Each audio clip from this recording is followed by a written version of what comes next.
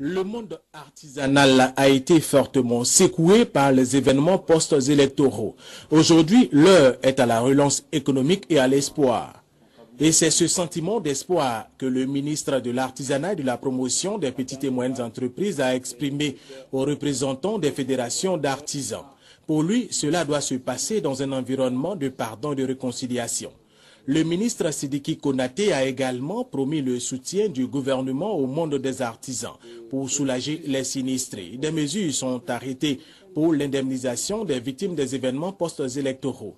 Autre bonne nouvelle que le ministre Konaté Sidiki a voulu partager avec ses collaborateurs, le soutien de la Banque mondiale au secteur de l'artisanat pour la promotion et la création d'emplois avec une aide de 25 milliards de francs CFA. Nous avons un plan à la fois sectoriel et un plan global. Il s'agit aujourd'hui de continuer à renforcer l'organisation professionnelle au niveau de tous les artisans. Nous avons déjà un texte de base qui est le Code de l'artisanat qui attend que le Parlement soit mis en place pour être adopté par le Parlement afin de doter la Côte d'Ivoire de son premier Code de l'artisanat. Satisfaits des nouvelles initiatives, les maîtres artisans s'impatientent déjà à voir l'exécution de ces projets de développement. Mais ils souhaitent l'exonération des taxes et impôts synthétiques pour l'année 2011, comme ce fut le cas de la vignette auto chez les transporteurs.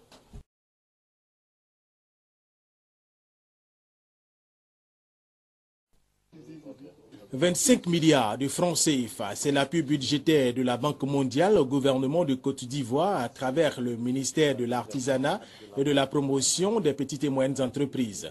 Par cette action, les institutions de Bretton Woods veulent appuyer la Côte d'Ivoire dans son processus de reconstruction avec la création d'emplois pour les jeunes et les femmes. Pour le représentant résident de la Banque mondiale, Madani Tal, le monde artisanal joue un rôle important dans le processus de reconstruction avec l'insertion des jeunes et aussi des ex-combattants. Nous envisageons la mise en place d'un projet spécifiquement dédié à la création d'emplois pour les jeunes. Il faut trouver de l'emploi pour les jeunes, mais ceux qui créent les emplois, c'est les PME. Donc, encore une fois, les PME sont incontournables. Le ministère nous a présenté sa stratégie, son organigramme qui est en cours de définition. Et nous allons voir ensemble comment nous pouvons l'appuyer de la formalisation de ce nouveau dispositif. Le ministre de l'Artisanat et de la Promotion des petites et moyennes entreprises, Sidiki Konaté, a réaffirmé l'engagement du gouvernement ivoirien à œuvrer pour le développement du secteur artisanal. Pour lui, ce soutien va permettre le financement des projets dans un programme d'appui à la redynamisation des petites et moyennes entreprises. Désormais, c'est un nouveau jour qui s'élève sur l'artisanat qui emploie plus de 40% de la population active.